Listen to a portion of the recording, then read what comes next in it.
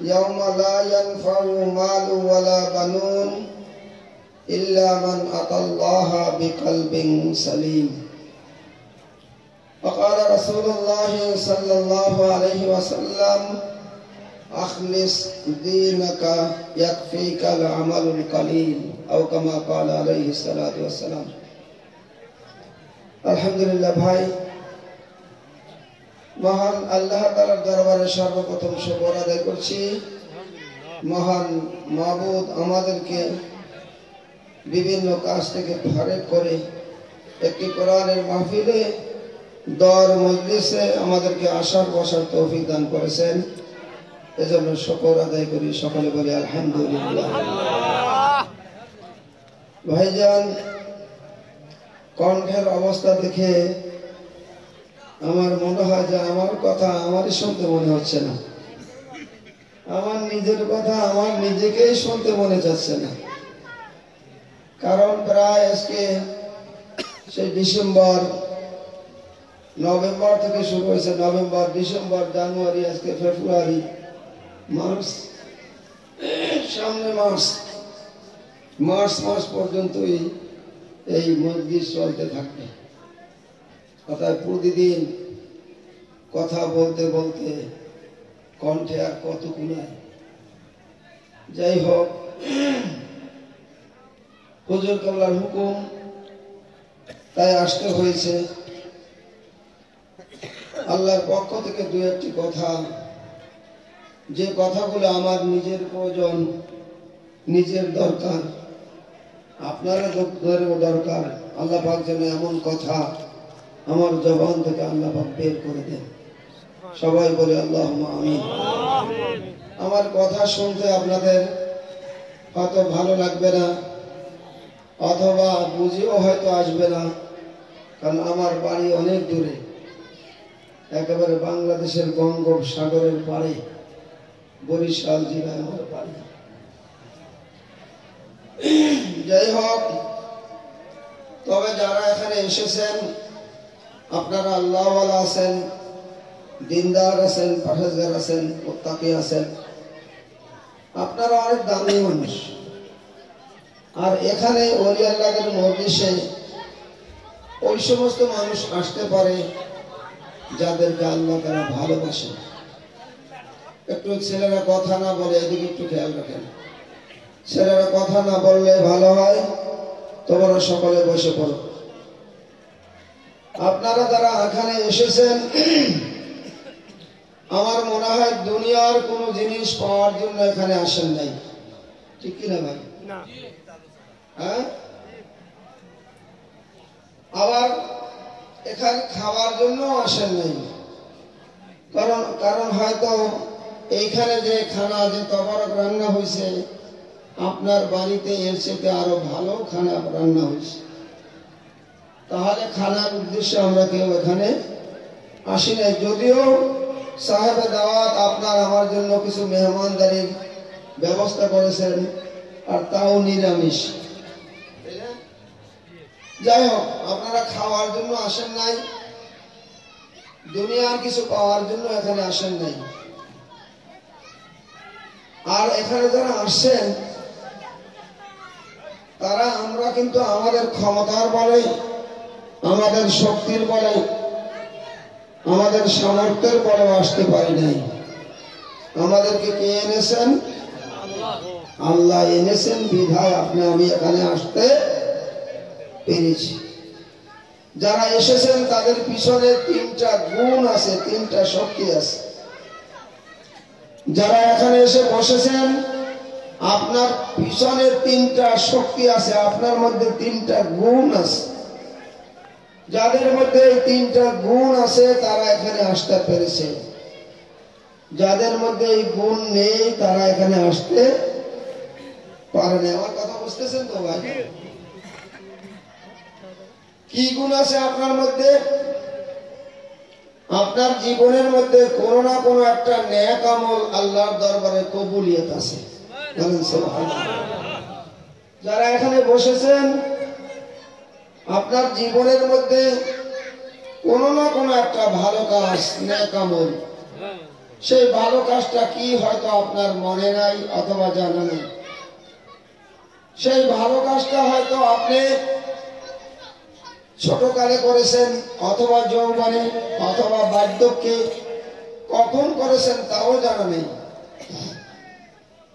আর সেই ভালো কাজটা হয়তো 2 রাকাত নামাজ হতে পারে, কোনো তাসবিহ তাহলিল হতে পারে, কোনো জিকির আজকার হতে পারে, কোনো মানুষের উপকার হতে পারে, অথবা কোনো অন্য মাখলুক, যেমন একটা পিপিলিকার আপনি উপকার করেছেন, একটা অন্য প্রাণীর উপকার করেছেন। অর্থাৎ ওলি আল্লাহর দরবারে ওই সমস্ত মানুষ আসতে পারে যাদের 3টা গুণ থাকে। একটা হলো আপনার জিন্দেগির মধ্যে কোনো না কোনো একটা নেক আমল আল্লাহর দরবারে কবুলিয়ত আছে, বলেন সুবহানাল্লাহ। দ্বিতীয় আর একটা গুণ আপনার আছে, সেটা হলো আপনার পূর্বপুরুষের মধ্যে কোনো না কোনো ব্যক্তির নেক দোয়া আপনার প্রতি আছে, বলেন সুবহানাল্লাহ। আমার কথা যদি আপনারা বোঝেন তাহলে কথায় সাই দিয়ে, আপনার পূর্বপুরুষ সে আপনার বাবা মা হতে পারে, দাদা দাদি নানা নানি হতে পারে, অথবা আপনার বংশের আরো ঊর্ধ্বের কোন পূর্বপুরুষ আপনার জন্য তার বংশধরের জন্য দোয়া করেছিল, সেই দোয়া আপনার জন্য আল্লাহর দরবারে কবুল হয়ে গেছে। অর্থাৎ আপনার পিতামাতা অথবা পূর্বপুরুষের নেক দোয়ার বদৌলতে আল্লাহ পাক এই কামেল ওলি আল্লাহর মজলিসে বসার তৌফিক দান করেছে, সুবহানাল্লাহ। অথবা তৃতীয় আর একটা গুণ থাকতে পারে, সেটা হলো কোনো না কোনো ওলি আল্লাহর দোয়া আপনার প্রতি আছে, বলেন সুবহানাল্লাহ। আপনার চলার পথে, রাস্তাঘাটে, মসজিদ মাদ্রাসায়, কোনো মাহফিলে, কোনো জায়গায় বসে কোনো ওলি আল্লাহর নজর আপনার চেহারার দিকে পড়েছিল আর তার অন্তর থেকে দোয়া হয়েছিল আপনার জন্য, সেই দোয়া আল্লাহর দরবারে কবুল হয়েছে। সেই কবুলিয়াত নেক দোয়ার বদৌলতে আল্লাহ পাক আপনাকে আমাকে কামেল ওলি আল্লাহর মজলিসে বসার তৌফিক দান করেছে। এজন্য এই 3টা গুণের যে কোনো একটা গুণ আপনার আছে, অথবা 2টা আছে, অথবা 3টা আছে। যাদের এই গুণ আছে তারা এই মাহফিলে, এই মজলিসে বসতে পারে। যাদের এই গুণ নাই তারা এখানে আসতে পারে নাই, পারবে না। যারা এসেছে তারা লাভবান না, যারা দূরে বসে মাইকের আওয়াজ শুনছে তারা লাভবান, বলেন তো? হ্যাঁ, যারা এখানে এসেছি, যারা বসেছি তারা লাভবান। কত লাভবান? মাওলানা রুমি রহমাতুল্লাহ আলাইহি বলছেন মাসতুবি কিতাবের মধ্যে, এক জামানা সোহবতে বা আউলিয়া, এক জামানা সোহবতে বা আউলিয়া, বেহতর আগে সাদে সালাত বেরিয়া। কোন মানুষ যদি ক্ষণকাল কিছু সময় কোন ওলি আল্লাহর মজলিসে বসে, তো আল্লাহ পাক ওই বান্দার আমল নামায় 100 বছর বেরিয়া ইবাদত করার চেয়েও বেশি নেকি দান করেন। হযরত ফরিদউদ্দিন আত্তার রহমাতুল্লাহ আলাইহি তিনি তার কিতাবের মধ্যে বলেছেন, হুব্বে দরবে শাকলি দে জান্নাত আস্ত, দুশমনে ঈশা সাজায়ে লানত আস্ত। মানুষ যদি ওলি আল্লাহদেরকে ভালোবাসে, আল্লাহ ওয়ালাদেরকে ভালোবাসে, তখন কোন মানুষ ওলি আল্লাহর দরবারে যদি যায়, তাদের কথা শুনে আমল করে, তো আল্লাহ পাক ওই বান্দাকে জান্নাতের চাবিটাই তাকে দিয়ে দেবেন। সুবহানাল্লাহ। হুব্বে দরবে শাকলি দে জান্নাত আস্ত, দুশমনে ঈশা সাজায়ে লানত আস্ত। এজন্য ভাইজান আল্লাহ ওয়ালাদের মজলিসে যাওয়া দরকার, ওলি আল্লাহদের কাছে যাওয়া দরকার। কিন্তু বর্তমান জামানায় কিছু সংখ্যক লোক তারা বলে যে ওলি আল্লাহর কাছে যাওয়ার দরকার কি, তাই না? কিছু লোক বলে যে ওলি আল্লাহর প্রয়োজন নাই। আমি নিজে মৌলানা আছি, মুফতি আছি, আমি হাফেজ আছি, কোরআন পড়বো, হাদিস পড়বো।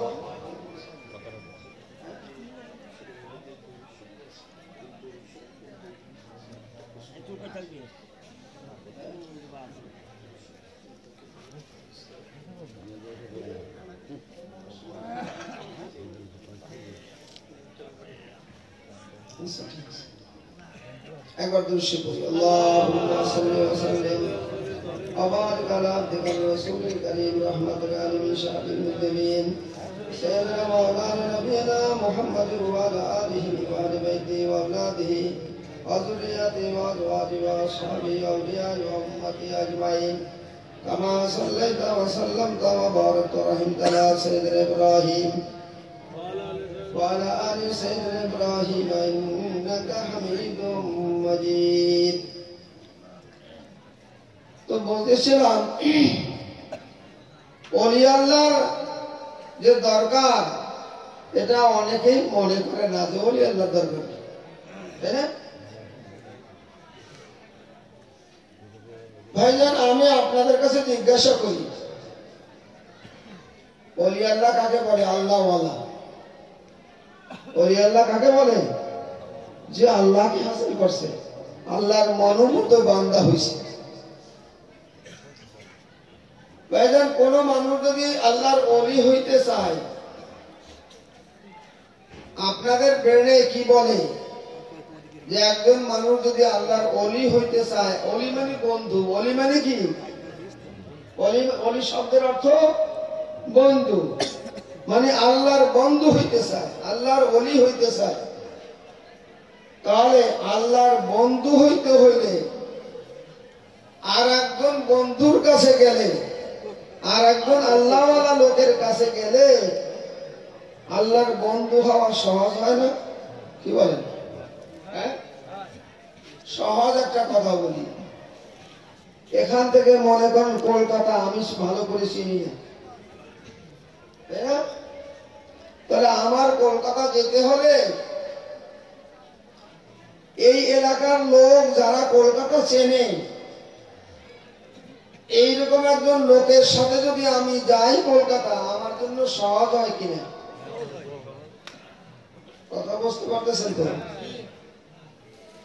আমার কথা বলতে প্রেসার দিয়ে কথা বলতে হবে,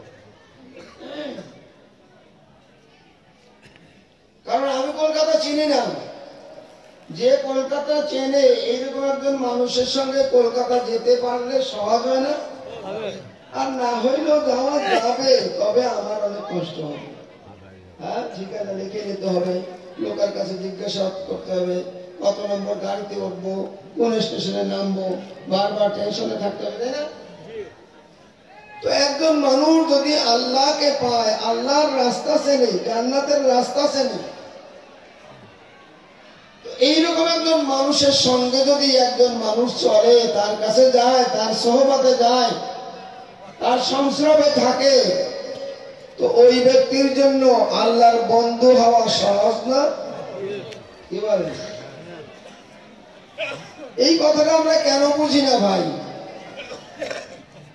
যে একটা মানুষ যদি রাজমিস্ত্রি হইতে চায়, তাহলে একা একা যদি কন্যি ধরে ইট গাড়তে পারবে? ঢালাই মিলাইতে পারবে? হ্যাঁ, হবে না।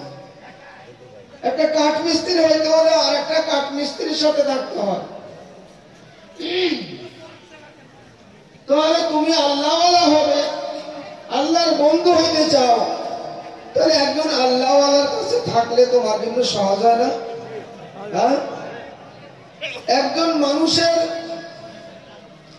আসল উদ্দেশ্য হলো আল্লাহকে হাসিল করা, নিজেকে পাক ও পবিত্র করা। কোরআনে পাকের মধ্যে আল্লাহ রাসূল আল্লাহ তাআলা বলছেন, যে কাদ আফলাহা মান তাযাক্কা, ওই ব্যক্তি সফল কাম হয়েছে যে নিজেকে পাক ও পবিত্র করেছে। নিজেকে কিন্তু নিজে পবিত্র করা যায় না। আমার কথাটা বুঝে আসছে? নিজেকে নিজে পবিত্র করা যায় না। মনে করেন একটা জায়নামাজ ময়লা হয়ে গেছে, এই কাপড়টা ময়লা হয়ে গেছে, পুকুরের ঘাটলায় এই কাপড়টা রেখে আসলেন আর তার উপরে একটা সাবান রেখে আসলেন, কি বলেন? তাহলে এই কাপড়টা নিজে নিজে ওই সাবানের সাথে ঘষাঘষি করিয়া নিজে নিজে এই কাপড়টা কি পরিষ্কার হবে? আপনাদের জ্ঞানে কি বলে? হবে না। কারণ আর একটা লোক দরকার, যেই লোকটা এই কাপড়টাকে ভিজাইয়া সাবান মাখবে, কাচবে, ধোবে, পরিষ্কার হবে।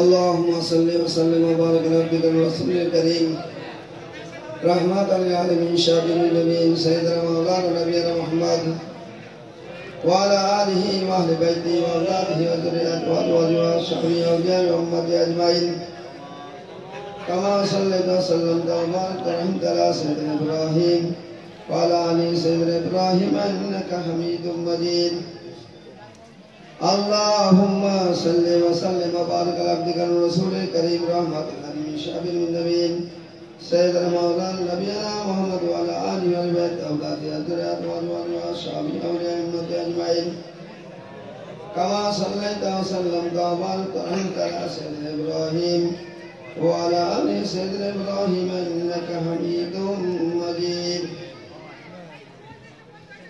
আলহামদুলিল্লাহ। যে কথা বলতেছি যে একজন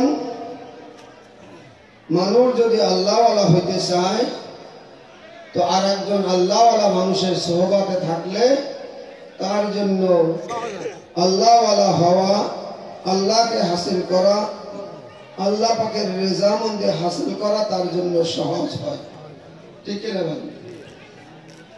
রাসূল পাক সাল্লাল্লাহু আলাইহি ওয়াসাল্লামের জামানায় যারা সাহাবী হয়েছিলেন, যারা নবীজির দরবারে যায় নাই, তারা কি সাহাবী হতে পেরেছে? না, পারে না। যারা নবীজির দরবারে গিয়েছিল, সাহাবী হয়ে গেছিল, তাদের সম্পর্কে আল্লাহ তাআলা কোরআন শরীফের মধ্যে বলেছেন রাদিয়াল্লাহু আনহুম ওয়া রাদু আনহু। হে পৃথিবীর মানুষ, তোমরা সাহাবাদের নাম যখন শুনবে তখন তোমরা বলবে রাদিয়াল্লাহু তাআলা আনহু। আমরা বলি না ভাই? হযরতে বেলাল রাদিয়াল্লাহু তাআলা আনহু, হযরত আবু বকর সিদ্দিক রাদিয়াল্লাহু তাআলা আনহু। হ্যাঁ, তো সেই সমস্ত সাহাবী তারা কিন্তু বড় বড় মাদ্রাসায় পড়ে নাই, বড় বড় ইউনিভার্সিটিতে পড়ে নাই, পড়ছিল? হ্যাঁ, বড় বড় সার্টিফিকেট তাদের ছিল না, কিন্তু তারা নবীজির সোহবতে থেকে, নবীজির দরবারে থাইকা তারা আল্লাহ পাকের এই রকমের মনোভূত বান্দা হয়েছিল যে স্বয়ং আল্লাহ তাআলা তাদের উপর রাজি হয়ে গেছে। এই জন্য আল্লাহ তাআলা কোরআনের আয়াত নাযিল করছে, হে পৃথিবীর মানুষ, তোমরা একজন সাহাবী যিনি নবীজির দরবারে তার সোহবতে বসেছে, তার নামটা শুনলে তোমরা রাদিয়াল্লাহু তাআলা আনহু বলো। সুবহানাল্লাহ। তারা কিন্তু বড় মাদ্রাসার ডিগ্রি হাসিল করে নাই। হ্যাঁ, নবী করিম সাল্লাল্লাহু আলাইহি ওয়াসাল্লামের কাছে যারা এসেছিল তারা কি পবিত্র হইতে পেরেছিল কিনা ভাই? যারা সাহাবী হইছে তারা পাক ও পবিত্র হতে পেরেছিল কিনা? তারা পাক পবিত্র কিভাবে হইল? বলে তারা নবীজির দরবারে আসার কারণে, সোহবত এখতিয়ার করার কারণে, শুধু কোরআন হাদিসের আমল করে তারা পাক ও পবিত্র হইতে পারে নাই, নবীর সোহবতে আসার দ্বারা পাক ও পবিত্র হয়েছে। ঠিক সেই নবীর জামানার পরে সাহাবীদের কাছে যারা গেছিল তারা হয়েছিল তাবিন। তারপরে তাবিনদের কাছে যারা গেছিল তারা তাবিন। এমনি ভাবে পর্যায়ক্রমে সারা পৃথিবীর মধ্যে সেই নবী করিম সাল্লাল্লাহু আলাইহি ওয়াসাল্লামের সেই সোহবতের আসর পৃথিবীর মধ্যে এখনো আছে। ওয়ারাসাতুল আম্বিয়া, নবীর ওয়ারিস যারা আছে, যারা কোরআন হাদিসের ধারক বাহক। মানুষ যদি আল্লাহ ওয়ালা হতে চায়, নিজেকে পাক ও পবিত্র করতে চায়, তাহলে তিনটা জিনিস দরকার। একটা হলো সোহবতে আহলুল্লাহ, দ্বিতীয় হলো কাসরাতে যিকরুল্লাহ, 3 নম্বর হলো তাফাক্কুর ফি খালকিল্লাহ। বলেন সুবহানাল্লাহ। তিনটা জিনিসের দ্বারা, তিনটা আমল করলে মানুষ কামালিয়াত হাসিল করতে পারবে বর্তমান জামানায়। সেটা হলো 1 নম্বর হলো সোহবতে আহলুল্লাহ, অর্থাৎ আল্লাহ ওয়ালাদের সোহবত এখতিয়ার করা, আল্লাহর ওলিদের কাছে যাওয়া, আল্লাহর বন্ধুদের কাছে যাওয়া। উলামায়ে হক্কানি, দ্বীনের দায়ী, কামেল মুরশিদ আল্লাহ ওয়ালাদের সোহবত এখতিয়ার করলে, তাদের সোহবতে থাকলে, তাদের কাছে গেলে, তাদের কথা শুনলে, আমল করলে আল্লাহ পাক তাদেরকে পাক ও পবিত্র করে দিবেন। হাদিসে মুনাব্বাহাতের মধ্যে একটা হাদিস আসছে, আলাইকুম বিমুজালাসাতিল উলামা, তোমাদের জন্য অবশ্য কর্তব্য হাক্কানি উলামাদের মজলিসে বসা, ওয়া ইস্তিমাআ কালামিল হুকামা, এবং হিকমত ওয়ালাদের কথা শোনা তোমাদের জন্য একান্ত কর্তব্য। কেন? ফাইনাল্লাহ তাআলা ইউহিল কলবাল মাইয়িতা বিনূরিল হিকমা।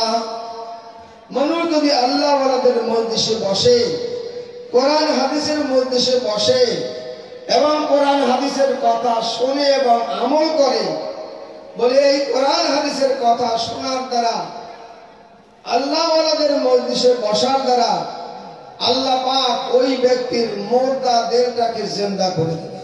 সুবহানাল্লাহ। মুর্দা দেহটা জিন্দা করে দেবে। কেমন? নবীজি একটা উদাহরণ বলেছেন, কামা ইউহিল আরদাল মাইয়িতা বিল মাতার। যেমন কোন জমিন যদি মুর্দা হয়ে যায়, কোন জমিন শুকাইয়া ফেটে গেছে, সেই শুকনা জমিনে যদি ধান বনে, ফসল বনে, সেখানে ফসল হবে তো? হবে না, শুকাইয়া ফেটে গেছে। কিন্তু ওই মুর্দা জমিনের উপর যদি আল্লাহ পাকের রহমতের বৃষ্টি আসমান থেকে নাযিল হয়, বৃষ্টি পড়ে, তখন ওই জমিনটা জিন্দা হয়ে যায়। ঠিক যেই মানুষের দেহটা আল্লাহর নাফরমানির দ্বারা গুনাহ করতে করতে যার দেহটা মুর্দা হয়ে গেছে, ওই দেহের উপর যদি কোরআন হাদিসের আলোচনা, কোরআন হাদিসের কথা শুনে আল্লাহ ওয়ালাদের মজলিসে বসে এবং কোরআন হাদিসের আলোচনা শুনে এবং আমল করে, তখন ওই মুর্দা দেহটাকে আল্লাহ পাক জিন্দা করে দেবেন। বলে মুর্দা দেহটা মুর্দা হয়, এটা বুঝবো কিভাবে? কারণ মানুষের দেহটা যখন মুর্দা হয়ে যায়, অসুস্থ হয়ে যায়, তখন ওই দেহের কাছে আর ভালো কথা, কোরআন হাদিসের কথা তার কাছে ভালো লাগে না। কি বলেন, ঠিক কিনা ভাই? মনে করেন একজন মানুষের, এই যে আমাদের যে দেহ, এই দেহ পরিচালনা করার জন্য ভিতরে একটা আত্মা আছে, একটা রূহ আছে, আছে না ভাই? হ্যাঁ, এই দেহটা হলো মাটির। দেহটা কিসের তৈরি ভাই? বডিটা কিসের তৈরি? মাটির তৈরি। মাটির তৈরি দেহ যদি অসুস্থ হয় তার খোরাকও মাটি। তার খোরাক কি? মাটির দেহের খোরাক কি ভাই? মাটি। আমরা যেটা খাই সেটা কি খাই? মাটি খাই। আপনি কোরমা খান, বিরিয়ানি খান, আর ফল খান, আপেল খান, যা কিছু খান না কেন সেটা কি খাই আমরা? মাটি খাই। একটা আপেলকে 1 মাস এক জায়গায় রেখে দেন, কিছুদিন পরে দেখা যাবে আপেলটা মাটি হয়ে গেছে। হ্যাঁ, 1 কেজি গোশ এক জায়গায় কিছুদিন রেখে দেন, দেখবেন যে গোশ কয়েকদিন পর সেটা কি হয়েছে? মাটি হয়ে গেছে। অর্থাৎ এই মাটির দেহের খোরাকও মাটি। আর এই মাটির দেহ যদি অসুস্থ হয় তখন এই মাটির দেহকে সুস্থ করার জন্য ওই মাটি থেকে উৎপন্ন তরুলতা, গাছপালা, খনিজ পদার্থের দ্বারা চিকিৎসা করলে মাটির দেহ সুস্থ হয়। ঠিক কিনা ভাই? কিন্তু এই মাটির দেহ পরিচালনা করার জন্য এর মধ্যে একটা শক্তি আছে, যেটার নাম হলো রূহ বা আত্মা বা পরমাত্মা। একটা শক্তি ভিতরে আছে কিনা ভাই? সেই শক্তিটা বের হয়ে গেলে এটাকে আমরা লাশ বলি। হ্যাঁ, আর ওইটা যত সময় ভিতরে থাকে, হ্যাঁ, এইটা হলো আমার আসল আমি। হ্যাঁ, আমি যখন বের হয়ে যাব তখন এইটা কঙ্কাল, এটা কি? হ্যাঁ, কি হবে? একটা মাটির লাশ হবে। এই মাটির দেহ কিন্তু মাটির মধ্যে যখন রুটা বের হয়ে যাবে, কবরে রেখে আসবে, মাটির দেহ মাটিতে খাইয়া মাটির সঙ্গে মিলে যাবে। কিন্তু ভাই, সব দেহ কিন্তু মাটিতে মিলবে না। সব দেহ কিন্তু মাটির সঙ্গে মিলবে না। যেমন মনে করেন একটা মাটির শুকনা ঢিলা, মাটির চাক্কা, এইটা যদি আপনি 1 বালতি পানির মধ্যে ভিজাই রাখেন, 1 ঘন্টা, 2 ঘন্টা, 3 ঘন্টা পরে দেখবেন যে ওই পানির সঙ্গে মাটির ঢিলাটা কি হয়েছে? মিলে গেছে, ঘোলা হয়ে গেছে পানি। ঠিক না ভাই? কিন্তু ওই মাটির ঢিলাটাকে যদি আপনি গুঁড়া করেন আর একটু পানি দিয়ে ছানেন, ছানার পরে ওই মাটিটাকে একটা ইটের বাটার মধ্যে ফেলান, হ্যাঁ, এরপরে একটা ইট বানাইয়া যদি 1 মাস, 1.5 মাস, 2 মাস আপনি রোদে শুকাইয়া তারপর যদি ইটের বাটার মধ্যে ওইটাকে পোড়ানো হয়, যখন 1 নম্বর ইট হয়ে যাবে তখন এই ইটটাকে যদি পানির মধ্যে ভিজাই রাখা হয়, হ্যাঁ, তাহলে 1 ঘন্টা, 2 ঘন্টা, 1 দিন, 5 দিন, 1 মাস, 2 মাস, 1 বছর, 10 বছর ভিজাই রাখলে সেই ইটটা কি পানির সঙ্গে মিলে যাবে? যাবে না। ঠিক এই মাটির দেহটা মাটি আছে, মাটিতে খেয়ে বলবে, কিন্তু এই মাটির দেহটাকে যদি কেউ পাকা করতে পারে ওই ইটের মতো, তখন আবার এই মাটির দেহ মাটিতে খাবে না। এই জন্য এই মাটির দেহ কিন্তু পাকা করতে হইলে নিজে নিজে পাকা করা যায় না। হ্যাঁ, তোমার জন্ম যদি নবীর জামানায় হয়, নবীর দরবারে গিয়ে তোমার দেহকে সেই পাকা করতে হবে। হ্যাঁ, সেই জন্য 1 নম্বর কাজ হলো সোহবাতে আহলুল্লাহ, ওলি আল্লাহদের সোহবাত এখতিয়ার করা, আল্লাহ ওয়ালাদের কাছে যাওয়া। তোমার যদি জন্ম নবীর জামানায় হয়, নবীর কাছে যাবে। সাহাবীর জামানায় জন্ম হলে সাহাবীর কাছে যাবে। তোমার জন্ম যেই জামানায় হয়েছে ওই জামানায় যিনি আল্লাহ এবং আল্লাহর পক্ষ থেকে, রসুলের পক্ষ থেকে যিনি প্রতিদিনই থাকবেন, কামেল ওলি আল্লাহ থাকবেন, তার দরবারে গেলে কোরআন হাদিসের কথা শুনলে, আমল করলে তোমার সেই দেহটা তখন পাকা হবে। সেই জন্য বলা হয়েছে যে 1 নম্বর কাজ হলো আমরা ওলি আল্লাহর কাছে যাইতে হবে। কিন্তু বর্তমান জামানায় কিছু সংখ্যক লোক বলে যে ওলি আল্লাহর দরকার নেই। হ্যাঁ,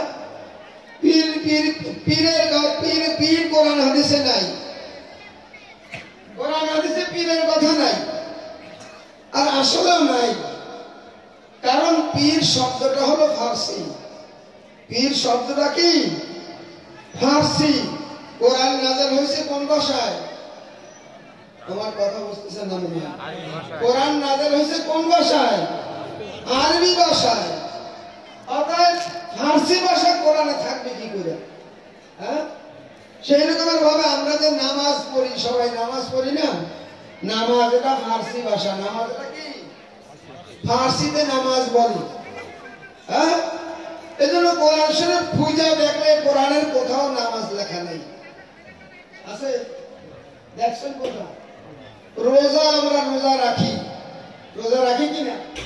রাখেন তো? রমজান মাসে রোজা রাখেন তো? রোজা শব্দই কোরআনে কোথাও আছে? খুঁজে দেখছেন? নাই। কি আছে? রোজা ফার্সি শব্দ, তার আরবি শব্দ হলো সওম, বহু বচন হলো সিয়াম। কুতিবা আলাইকুমুস সিয়াম, এই সিয়াম শব্দ কোরআনে আছে কিনা? আছে। নামাজ শব্দ নাই, কিন্তু নামাজের আরবি শব্দ হলো সালাত। সালাত, সালাত শব্দ কোরআনে আছে কিনা? আকিমুস সালাতা ওয়া আতুজ যাকাত।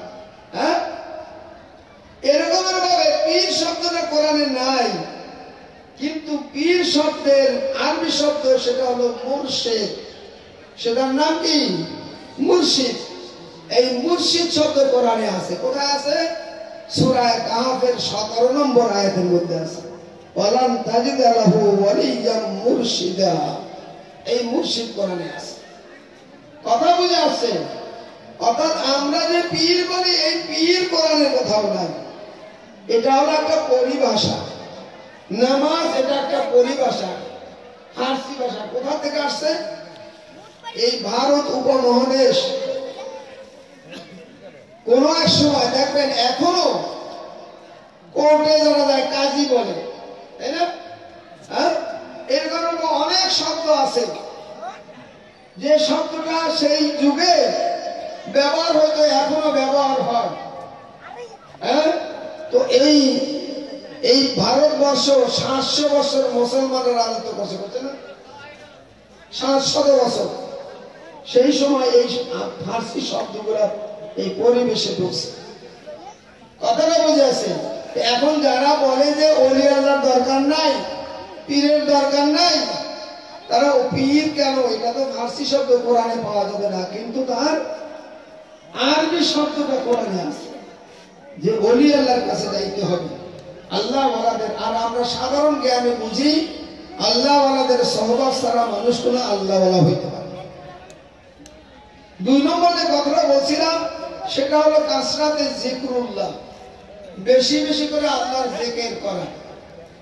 ভাইজান, আল্লাহ পাকের যত জিকির আছে, সমস্ত জিকিরের মধ্যে উত্তম জিকির হলো কোরআনে পাকের তেলাওয়াতের জিকির। বলেন সুবহানাল্লাহ। যত জিকির আছে সমস্ত, আল্লাহ রাসূল বলছেন আফজালুল ইবাদাতি তিলাওয়াতুল কোরআন।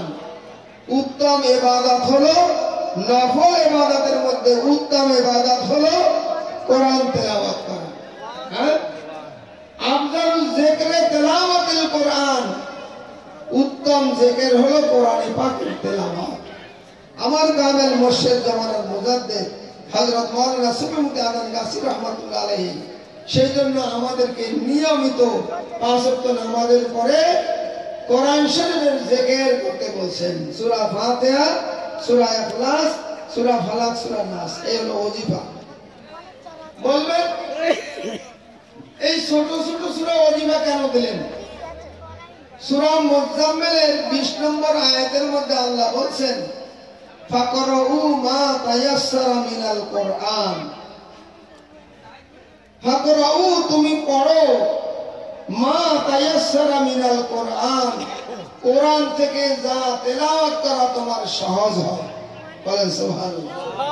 ভাইজান, একজন মুসলমানের জন্য কোরআন শরীফ থেকে সবচেয়ে তেলাওয়াত করা সহজ কোনটা বলেন তো? আর সূরা ফাতিহা সবচেয়ে সহজ না? সূরা ইখলাস সহজ না? আর সূরা ইয়াসিন আমরা এখানে যারা আছি সবাই পড়তে পারবো? পারবো না। সূরা রহমান, সূরা মুলক পড়তে পারবো না, কিন্তু সূরা ফাতিহা সবাই পড়তে পারবে। কামেল মুর্শিদ সেই জন্য আমাদেরকে, একজন মানুষ যেহেতু আল্লাহ বলছেন কোরআন থেকে যেই জিনিসটা, যেই আয়াত তেলাওয়াত করা তোমার সহজ হয় সেটা তুমি তেলাওয়াত করো। কোথায় আছে? সূরা মুজাম্মিলের 20 নম্বর আয়াত, ফাকরাউ মা তায়াসসারা।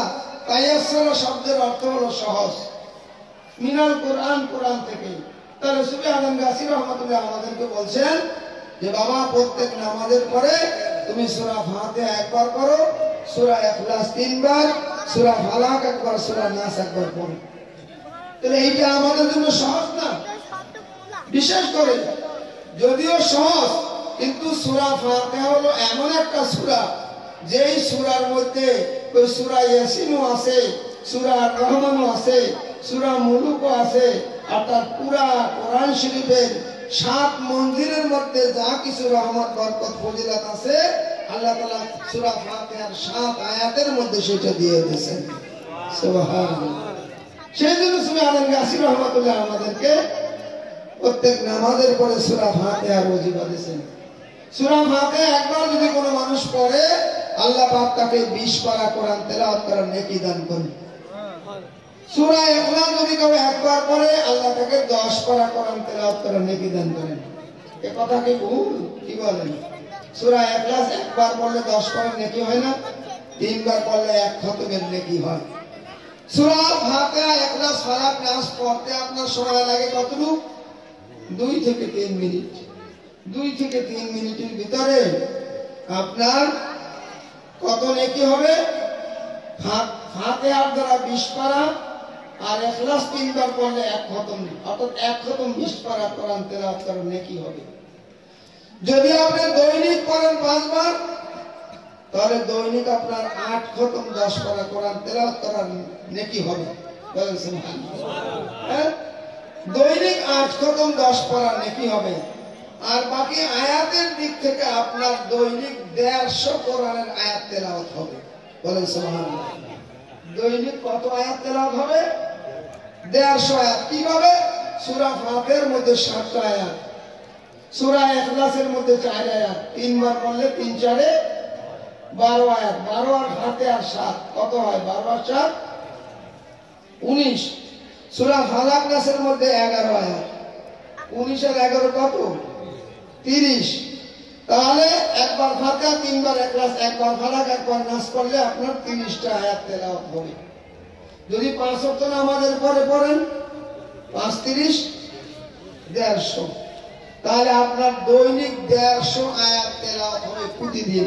সুফি আজম গাছী রহমাতুল্লাহর দরবারের যারা এই ওজিফা পড়ে, ছোট ওজিফাটা শুধু এই ফাতিহা একবার, 3 বার ফালাক, নাস একবার করে, তার দৈনিক 150 আয়াত তেলাওয়াত হয়। তাহলে আর আমরা দরবারে যেভাবে পড়া হয়, ফজরের নামাজের ওজিফার মধ্যে 150 আয়াত তেলাওয়াত হয়। ওজিফার পরে উসিকুল হয়, সেখানে 150 আয়াত তেলাওয়াত হয়। জোহরে উসিকুল হয়, সেখানে 150 তেলাওয়াত হয়। কত হয়? তারপরে আসরে উসিকুল হয়, সেখানে 150 আয়াত তেলাওয়াত হয়, তাই না? তাহলে 150 300 300 600। হ্যাঁ, তারপরে মাগরিবে আমরা ছোট ওজিফা পড়ি, সেখানে 30 আয়াত। এশার পরে আবার উসিকুল হয়, সেখানে 150।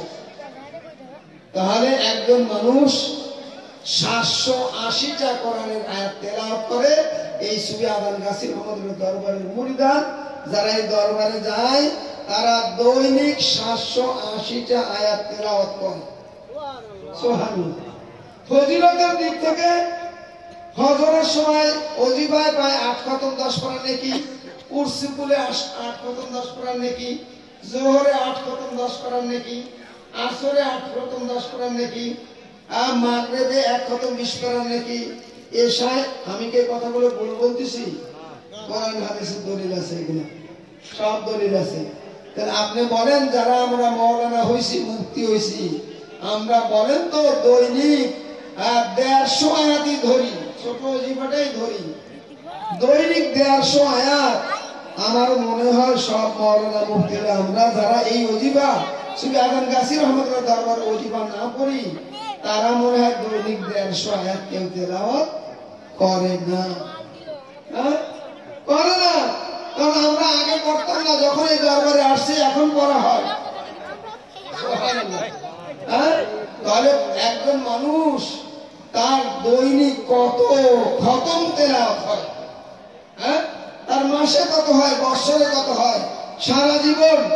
যারা হাফেজ আছে, আমরাও যারা হাফেজ না, যারা একদিন বসলে হয়তো একবার 5 পারা পড়ে ফেলাইলাম, হ্যাঁ, কিন্তু সুফিয়ান গাছি রহমাতুল্লাহর দরবারে যারা মুরিদ, তারা দৈনিক কত আয়াত তেলাওয়াত করে, কত খতম তেলাওয়াত করে, অথচ ওই মানুষটা কোরআন শরীফ দেখেও করতে পারে না। দেখেন, এই জন্য আমি বলছি যে একজন মানুষ কামালিয়াত হাসিল করার জন্য 3টা কাজ দরকার। একটা হলো সোহবাতে আহলুল্লাহ, ওলি আল্লাহদের কাছে যাওয়া আসা করা, আল্লাহ ওয়ালাদের সোহবাতে থাকা। 2 নম্বর হলো কাসরাতে জিকরুল্লাহ, বেশি বেশি করে আল্লাহ পাকের জিকির করা। তাহলে এই যে ওজিফাটা পড়া হয় কোরআন শরীফের, এটা বেশি কি বলেন কাসরাতে জিকরুল্লাহ হয় না? কি বলেন এই ওজিফা পড়ার দ্বারা? 3 নম্বর হলো তাফাক্কুর ফি খালকিল্লাহ। তাফাক্কুর ফি খালকিল্লাহর অর্থ হলো শুধু নিজে জাহান্নাম থেকে বাঁচার চিন্তা না করা, নিজেও বাঁচতে হবে। আল্লাহ কোরআনে বলেন কু আনফুসাকুম ওয়া আহলিকুম নারা, তুমিও জাহান্নাম থেকে বাঁচো, তোমার পরিবার পরিজনকেও জাহান্নাম থেকে বাঁচানোর জন্য মেহনত করো, সবাইকে দাওয়াত দাও। দেখেন আমার কামেল মুর্শিদ সুফিয়ান গাছি রহমাতুল্লাহ আলাইহি এবং তার মুরিদান কি রকমের ভাবে শুধু নিজের চিন্তা করে নাই। এই মুর্শিদ বলছেন নামাজ নিজে পড়বে, পরিবার পরিজনের সবার দ্বারা পড়াবে, এবং তিনি আমাদেরকে এই ওজিফা পড়ার পরে একটা দোয়া দিয়েছেন। কি দোয়া? আমরা সবাই এই দোয়াটা আমরা করি 5 ওয়াক্ত নামাজের পরে। ইলাহি রহমত জিয়াদা কর কিয়ামত তক तमाम আলম পর, হে আল্লাহ সমস্ত সৃষ্টির উপর তোমার রহমত বাড়াই দাও। বলেন সুবহানাল্লাহ। কি দোয়া করে সুফিয়ান গাছি রহমাতুল্লাহ? এই দোয়াটা করার দ্বারা আপনার থেকে, আপনি যে দোয়া করলেন, আপনার থেকে সমস্ত সৃষ্টির উপর একটা দোয়া চলে গেল, রহমতের দোয়া। সুবহানাল্লাহ, সুবহানাল্লাহ। তাহলে তাফাক্কুর ফি খালকিল্লাহ, আল্লাহর মখলুকাতকে নিয়ে ফিকির করা হইল কিনা বলেন? হ্যাঁ, এই ইলাহি রহমত জিয়াদা করো কিয়ামত তক तमाम আলম পর বলার দ্বারা সমস্ত সৃষ্টির সঙ্গে আপনার একটা সম্পর্ক পয়দা হবে। সুবহানাল্লাহ, হ্যাঁ, পয়দা হবে না? কারণ আপনি যখন, আমি যদি আপনাকে ভালোবাসি, তাহলে আপনি আমাকে ভালোবাসবেন না? যার কারণে একটা পিপিলিকা সেও আপনার জন্য দোয়া করবে, একটা হিংস্র জানোয়ার সেও আপনার জন্য দোয়া করবে, কেননা আপনি তার জন্য দোয়া করছেন। বিশেষ করে আমি এই কথাটা বলে শেষ করি, বিশেষ করে আমরা তো সবাই ইন্তেকাল করব, সবাই মারা যাব। দেখেন ভাই, দুনিয়ায় মানুষ মারা গেলে ছেলে সন্তান কান্নাকাটি করে। 3 দিন হলে একটা মিলাদ শরীফ পড়ে, 40 দিন হলে একটা বড় মিলাদের ব্যবস্থা করে, করে কিনা ভাই? কতদিন করে?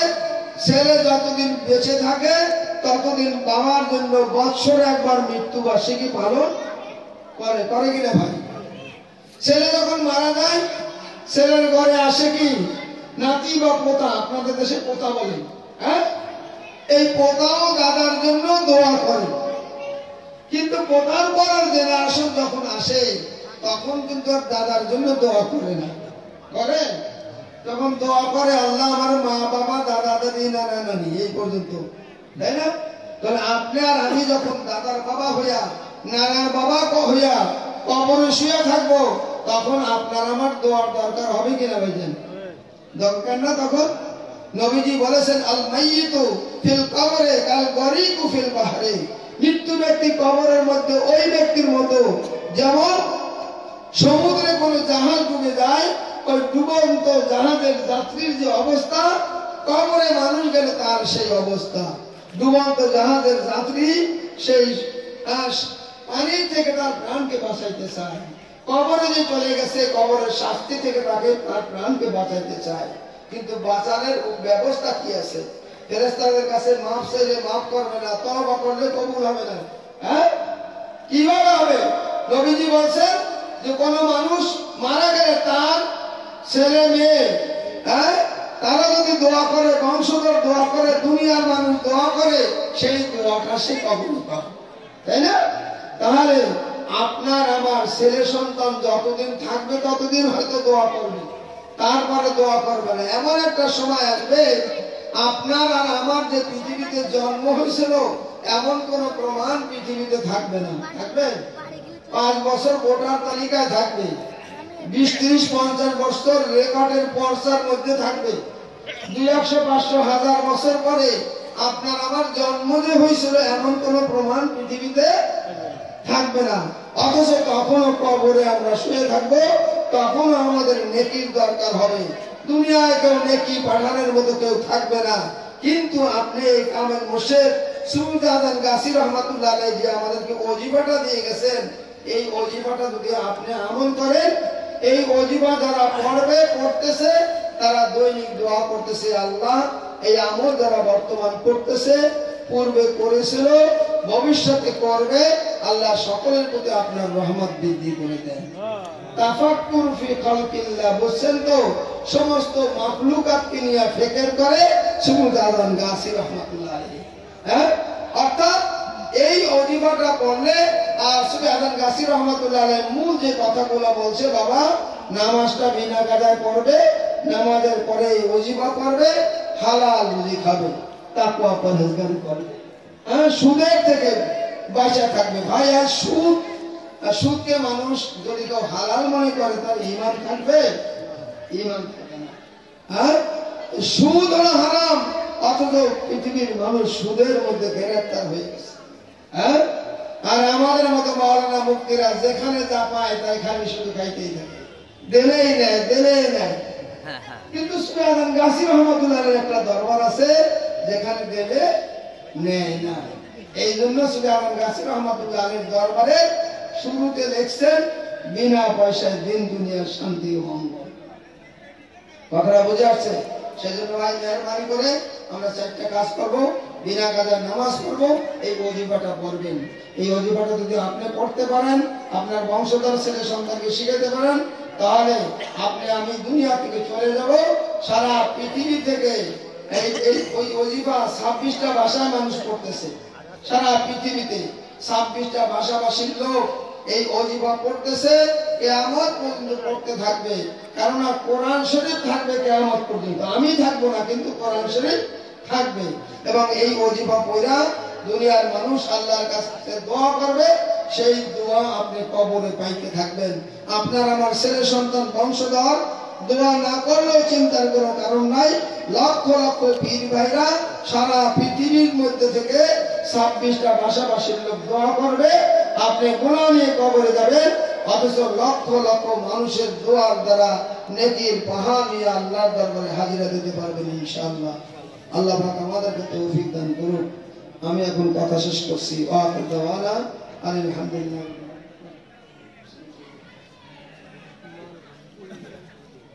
শুরু করে আমরা এখন। আর এই ওজিফা যারা ওজিফা নেবেন নিয়ে যান।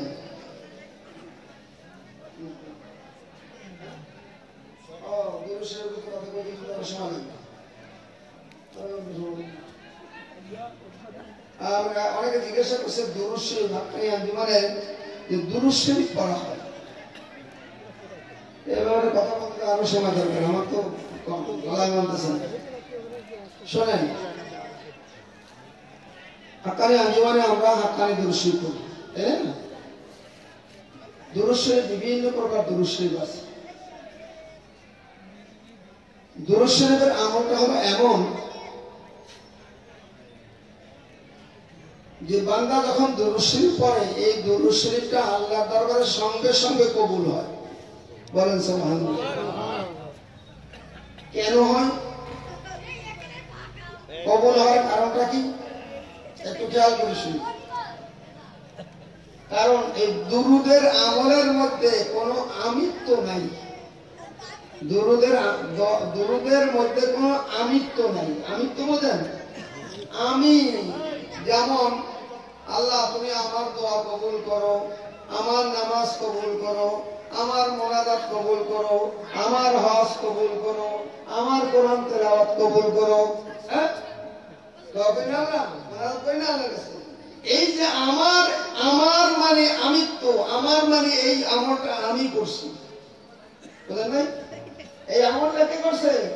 আমি করছি। কিন্তু দুরূদ শরীফের মধ্যে আমরা কি পড়ি?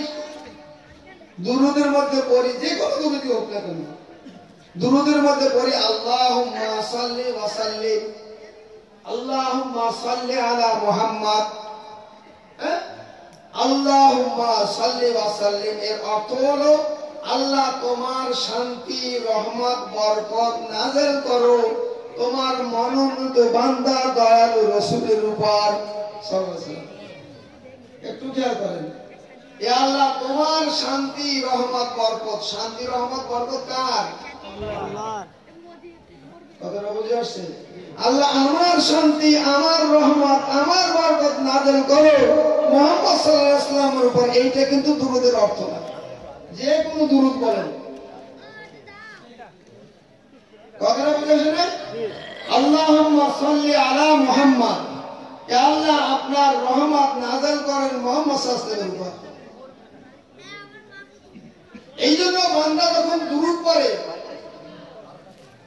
এই দুরূদের মধ্যে বান্দাদের দুরূদ শরীফটা পড়ে, এখানে বলে যে আল্লাহ তোমার শান্তি, তোমার রহমত, তোমার বরকত নাযিল করো মুহাম্মদ সাল্লাল্লাহু আলাইহি ওয়াসাল্লাম। এবার দুরূদ শরীফ অনেক আছে। এই জন্য দুরূদ শরীফ যখন পড়ে, দুরূদ শরীফের দ্বারা তিনটা ফায়দা। দেখেন দুরূদের ফজিলত কি?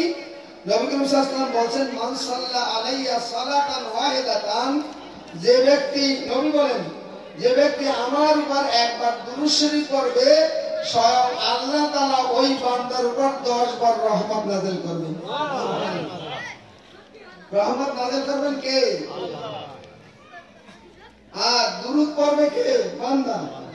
বান্দা দুরূদ পড়বে কার উপর পড়বে? মুহাম্মদ সাল্লাল্লাহু আলাইহি ওয়াসাল্লামের উপর। দেখেন, বান্দা দুরূদ পড়বে মুহাম্মদ সাল্লাল্লাহু আলাইহি ওয়াসাল্লামের উপর, আর আল্লাহ ওই দুরূদ যিনি পড়বে তার উপর 10 বার রহমত নাযিল করবে একবার দুরূদ পড়লে। কারণটা কি? বান্দা তো দুরূদ পড়ছে মুহাম্মদ সাল্লাল্লাহু আলাইহি ওয়াসাল্লামের উপর, কারণ আল্লাহ মুহাম্মদুর রাসূলুল্লাহ সাল্লাল্লাহু আলাইহি ওয়াসাল্লামকে এত ভালোবাসে যে আল্লাহর রাসূলকে আল্লাহ তাআলা এই পৃথিবীতে আল্লাহর সৃষ্টি জগতের মধ্যে যা কিছু আল্লাহ সৃষ্টি করছে তার মধ্যে আল্লাহ সবচেয়ে ভালোবাসে কাকে? এই জন্য আল্লাহ তাআলা বলেন, কুল ইন কুনতুম তুহিব্বুন আল্লাহ, হে পৃথিবীর মানুষ, তোমরা যদি আমি আল্লাহকে ভালোবাসতে চাও, কাকে? আল্লাহ। তাহলে আমি যাকে ভালোবেসেছি তাকে তুমি ভালোবাসো। সুবহানাল্লাহ। আমরা ভালোবাসতে চাই কাকে? আল্লাহকে। আল্লাহ বলে তুমি যদি আমাকে ভালোবাসতে চাও তাহলে তুমি আমাকে ভালোবাসতে পারবে না, আমি যাকে ভালোবাসি তুমি তাকে ভালোবাসো। আল্লাহ তাআলা ভালোবাসে কাকে? মুহাম্মদুর রাসূলুল্লাহ। এই জন্য বান্দা যখন মুহাম্মদুর রাসূলুল্লাহ সাল্লাল্লাহু আলাইহি ওয়াসাল্লামের উপর দুরূদ পড়ে, দুরূদ পড়ছে কিন্তু নবীর উপর, আর আল্লাহ তাআলা রহমত পাঠাবে যে ব্যক্তি দুরূদ পড়ে তার উপর। একবার না, পড়বে একবার 10 বার রহমত নাযিল করবে। আর একটা কি? ওয়াহুত্তাত আনহু আশারা খাতিয়াতিন, এবং এই দুরূদ পড়ার কারণে ওই বান্দার আমলনামার থেকে 10টা গুনাহ আল্লাহ মাফ করে দিবেন। সুবহানাল্লাহ। গুনাহ মাফ হয় কিসের দ্বারা? তওবার দ্বারা। কিন্তু এখানে দুরূদ শরীফ পড়ার কারণে একটা হলো 10 বার রহমত নাযিল হলো, আর একটা হলো গুনাহ মাফ করলো। সুবহানাল্লাহ। 3 নম্বর ফজিলত হলো রফিয়াত লাহু আশরা দারাজাতিন, যিনি দুরূদ পড়বে তার মর্যাদা, তার সম্মান আল্লাহ তাআলা 10 গুণ বাড়ায় দেন। সুবহানাল্লাহ। তার মানে একটা কাজের দ্বারা 3টা লাভ। একদিকে 10 বার রহমত পাওয়া গেল, 10টা গুনাহ মাফ হলো, 10 গুণ মর্যাদা লাভ হইল। কেন? বান্দা দুরূদ পড়ছে আল্লাহ যাকে ভালোবাসে তার উপর। এবার অনেকে বলে যে আপনারা হাক্কানি দুরূদ শরীফ পড়েন কেন? হাক্কানি দুরূদ শরীফটা পড়া হয় এই জন্য যে কোরআন শরীফের মধ্যে আল্লাহ তাআলা কি বলছেন, ইন্নাল্লাহা ওয়া মালাইকাতাহু ইউসাল্লুনা আলান নবী, নিশ্চয় আল্লাহ এবং আল্লাহর ফেরেশতারা নবীর প্রতি দুরূদ পড়েন। কেরা দুরূদ পড়ে? আল্লাহ। কার উপর? নবীর উপর। আর ফেরেশতারা, আল্লাহ এবং ফেরেশতারা নবীর উপর সালাম ভেজেন, অর্থাৎ রহমত পাঠান। আর এই মুমিন বান্দাকে আল্লাহ বলেন, ইয়া আইয়ুহাল্লাযীনা আমানু সাল্লু আলাইহি ওয়া সাল্লিমু তাসলিমা। মুমিন বান্দাকে আল্লাহ বলেন যে হে মুমিন বান্দা, হে ইমানদার বান্দা, যেহেতু আল্লাহ এবং আল্লাহর ফেরেশতারা নবীর প্রতি দুরূদ পড়ে, নবীর প্রতি সালাত পাঠায়, তাহলে তুমি নবীর প্রতি সালাত এবং সালাম পাঠাও। বুঝাইতে পারলাম না? মুমিন বান্দাকে আল্লাহ তাআলা বলেন যে তুমি যে নবীর প্রতি দুরূদ পড়বে, সেই দুরূদের মধ্যে সালাতও থাকবে, সালামও থাকবে। যদি আমরা বলি ইয়া নবী সালামু আলাইকা, ইয়া রাসূল সালামু আলাইকা, তাহলে এখানে শুধু সালাম পাঠাইলাম, সালাত পাঠাইনি। সালাম পাঠাইলাম, সালাত পাঠাইনি। আর যদি সাল্লাল্লাহু আলা মুহাম্মদ, তাহলে রাসূলের প্রতি শুধু সালাত পাঠাইলাম, সালাম পাঠাইলাম না। কিন্তু মুমিন বান্দা যে দুরূদ শরীফটা পড়বে, সেই দুরূদের মধ্যে সালাতও থাকতে হবে, সালামও থাকতে হবে। দলিল কি? কোরআনের আয়াত, ইয়া আইয়ুহাল্লাযীনা আমানু সাল্লু আলাইহি ওয়া সাল্লিমু, সালাত থাকবে, সালাম থাকবে। তাহলে আমরা অন্যান্য দুরূদের মধ্যে যেই কোনটা আছে সালাত, কোনটা আছে সালাম, কোনটা আছে বরকত। এমনকি নামাজের মধ্যে আমরা যে দুরূদ পড়ি, দুরূদটাকে বলা হয় দুরূদে ইব্রাহিম। এই দুরূদের মধ্যে সালাত এবং সালাম দুইটা নাই। কেমন? নামাজের মধ্যে যে দুরূদটা পড়ি, সেই দুরূদের মধ্যে আছে কি, আল্লাহুম্মা সাল্লি আলা মুহাম্মদ, এখানে সালাত আছে, সালাত। ওয়া আলা আলি মুহাম্মদ, আর মুহাম্মদ সাল্লাল্লাহু আলাইহি ওয়াসাল্লামের উপর আল্লাহ তুমি রহমত নাযিল করো এবং তার আলা আওলাদের উপর রহমত নাযিল করো। দ্বিতীয় অংশের মধ্যে আছে আল্লাহুম্মা বারিক আলা মুহাম্মদ ওয়া আলা আলি মুহাম্মদ, এখানে বরকতের কথা আছে। এখানে আছে কি? বরকত। একদিকে আছে সালাত প্রথম, আর দ্বিতীয় অংশে আছে বরকত। কামা বারাকতা আলা ইব্রাহিম ওয়া আলা আলি ইব্রাহিম ইন্নাকা হামিদুম মাজিদ, যেভাবে আপনি বরকত নাযিল করেছেন ইব্রাহিম আলাইহিস সালামের উপর এবং তার আহলে বাইত বংশধরের উপর। তাহলে এই দুরূদের মধ্যে একটা পেলাম সালাত, আর একটা হলো বরকত, কিন্তু এখানে সালাম নেই। তবে নামাজের মধ্যে সালাত সালাম দুইটা থাকতে হবে। সেটা কোথায় আছে? আত্তাহিয়াতুর মধ্যে আল্লাহ তাআলা রাসূলুল্লাহকে যে সালাম দিয়েছেন, সেখানে সালাতও আছে, সালামও আছে, বরকতও আছে। কিভাবে? নবী যখন মেরাজে গেলেন, সেখানে আল্লাহর কাছে যখন গেলেন, আল্লাহ জিজ্ঞাসা করলেন, ও দোস্ত আমার বাড়িতে আইছো, কি নিয়ে আইছো? তখন নবীজি বললেন, আত্তাহিয়াতু লিল্লাহি ওয়াস সালাওয়াতু ওয়াত তাইয়্যিবাত, আল্লাহ আপনার জন্য আমি আমার মালি ইবাদত, জানি ইবাদত, আমার যত প্রকার প্রশংসা আছে আল্লাহ সব তোমার জন্য নিয়ে আসছি।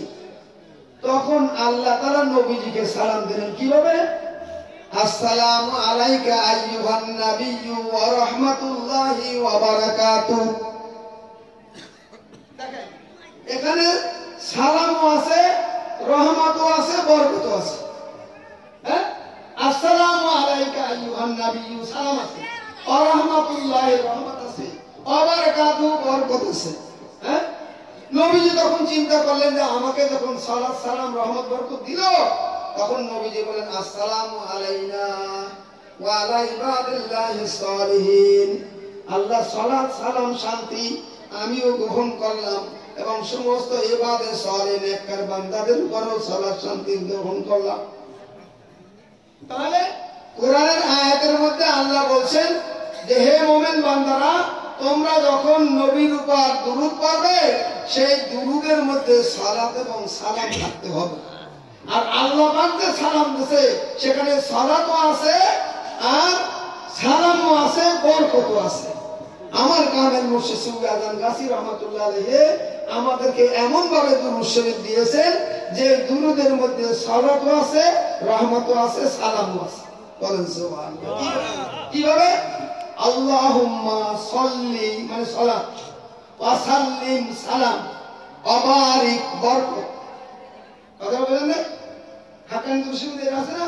হে আল্লাহ, তোমার শান্তি, রহমত, বরকত নাযিল করো তোমার মনোনীত বান্দা দয়ালু রাসূল যিনি সর্বজগতের করুণা নির্ঝর, গুনাহগারদের শাফাআতকারী, আমাদের অধিনায়ক নেতা ও নবী হযরত মুহাম্মদ মুস্তাফা সাল্লাল্লাহু আলাইহি ওয়াসাল্লাম।